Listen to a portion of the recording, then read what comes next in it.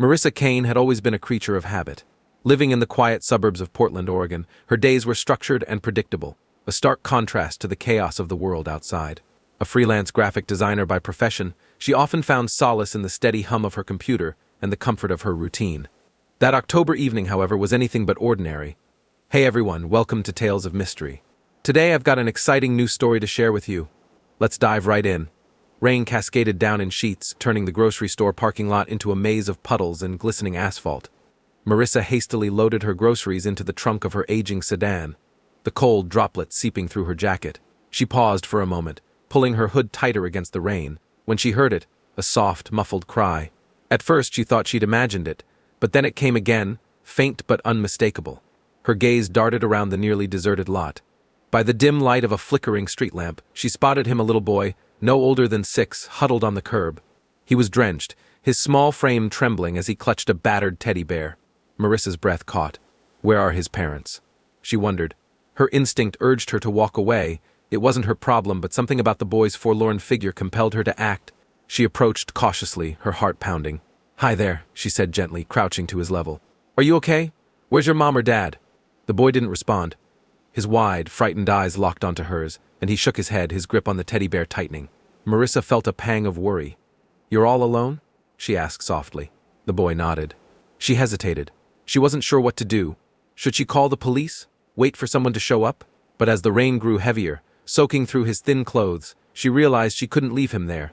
"Come on," she said, extending her hand. "Let's get you somewhere safe." To her relief, the boy reached out, his small hand cold in hers. She led him to her car, buckled him into the back seat, and turned up the heat. As she drove toward the nearest hospital, her mind swirled with questions.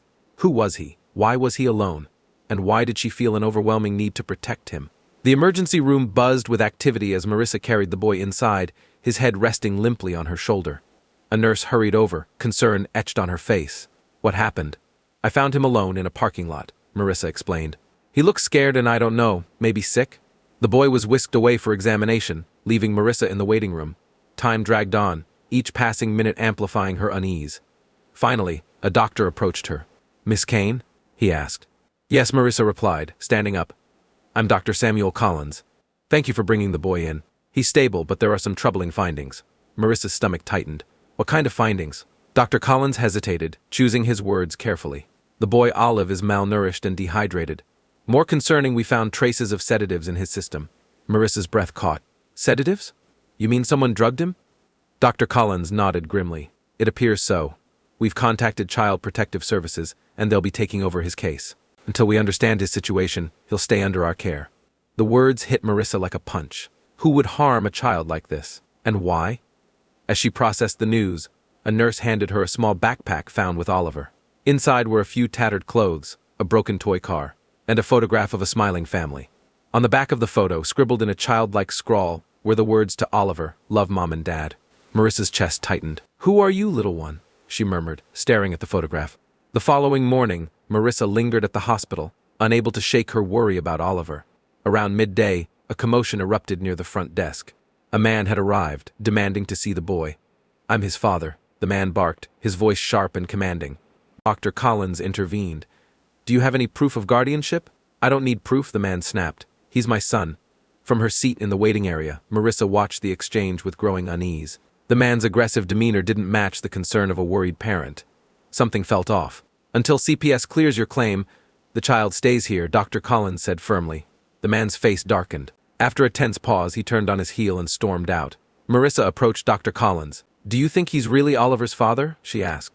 Dr. Collins shook his head.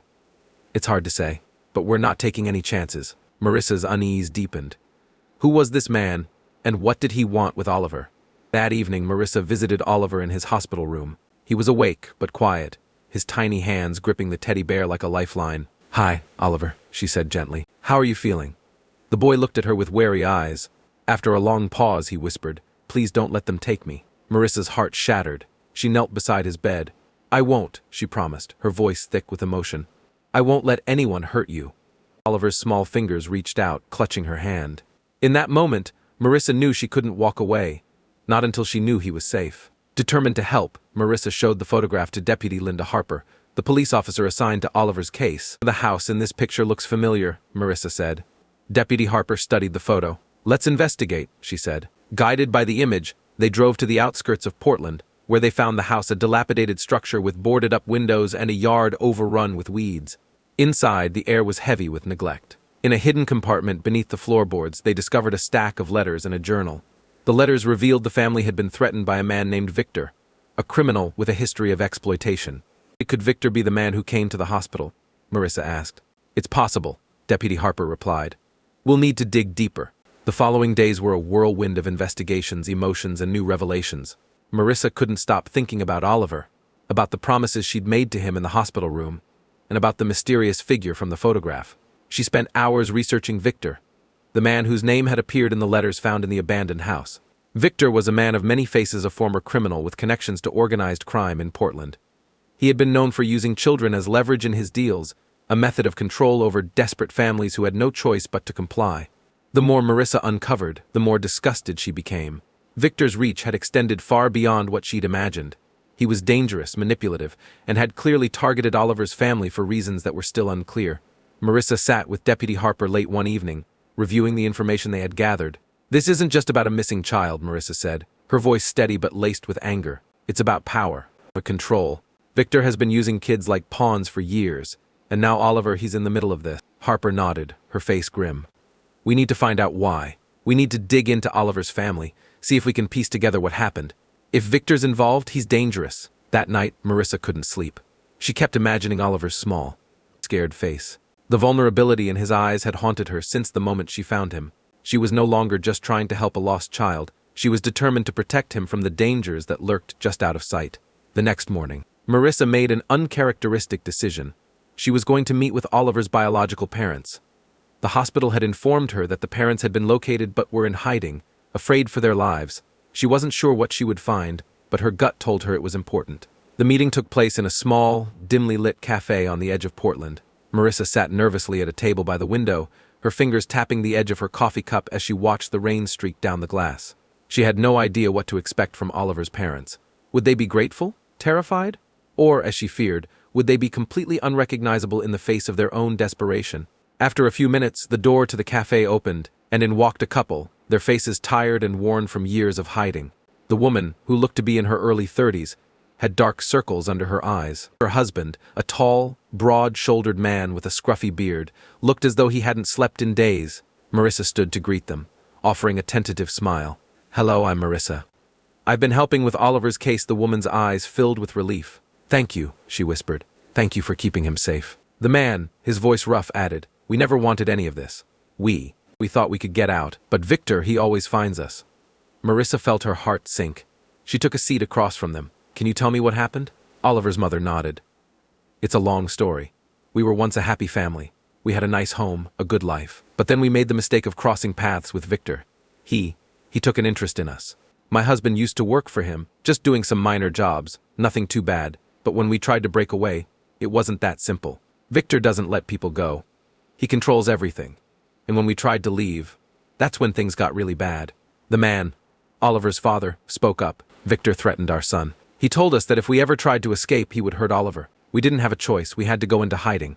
But somehow he still found us." Marissa's mind raced as she absorbed the couple's words. This wasn't just a case of neglect or a simple kidnapping. This was a man who had been using Oliver as leverage against his own parents, manipulating the family's every move. "We never wanted to lose him," Oliver's mother said, her voice breaking. "He's all we have left. We never meant for him to end up like this." Marissa placed a hand on hers. "We're going to make sure he's safe," she promised. "I'll help you, but we need to act fast." With the truth about Oliver's family now clear, Marissa's resolve grew stronger. She knew what had to be done. She couldn't just hand Oliver over to CPS. Victor was still out there, and he was dangerous. If they didn't act quickly, Oliver could be at risk again. Marissa and Deputy Harper began to plan in earnest. They contacted a trusted network of witnesses and former law enforcement agents who had dealt with Victor in the past. Together, they came up with a strategy to protect Oliver and his parents while keeping Victor from finding them. The plan was risky. They would need to relocate the family, change their identities, and move them far away from Portland. But the more Marissa thought about it, the more she realized that there was no other choice. She couldn't leave Oliver in this situation. One night, as Marissa was finalizing the plan with Deputy Harper, her phone buzzed. It was a message from the hospital. "Oliver's parents have been granted protection, but we've just received word that Victor is already looking for them." Marissa's blood ran cold. Time was running out. The next morning, she met with Oliver's parents one last time. "We're moving you tonight," she told them. "You'll be safe, but you need to trust us. No matter what happens, you can't go back to Portland." Oliver's father nodded, his face set with determination. "We'll do whatever it takes to protect him. We've already lost so much." Marissa looked at them, her heart heavy with the weight of their shared burden. "We'll get him out of this," she vowed, "I promise." As the family prepared to leave, tension hung in the air. The escape plan was set into motion. They would leave under the cover of darkness, disappearing without a trace. But just as they were about to depart, disaster struck. Victor arrived, his eyes cold and calculating, his presence like a shadow that loomed over everything. He had known they would try to flee. "Did you really think you could escape me?" Victor's voice was low, filled with malice. Marissa's heart raced.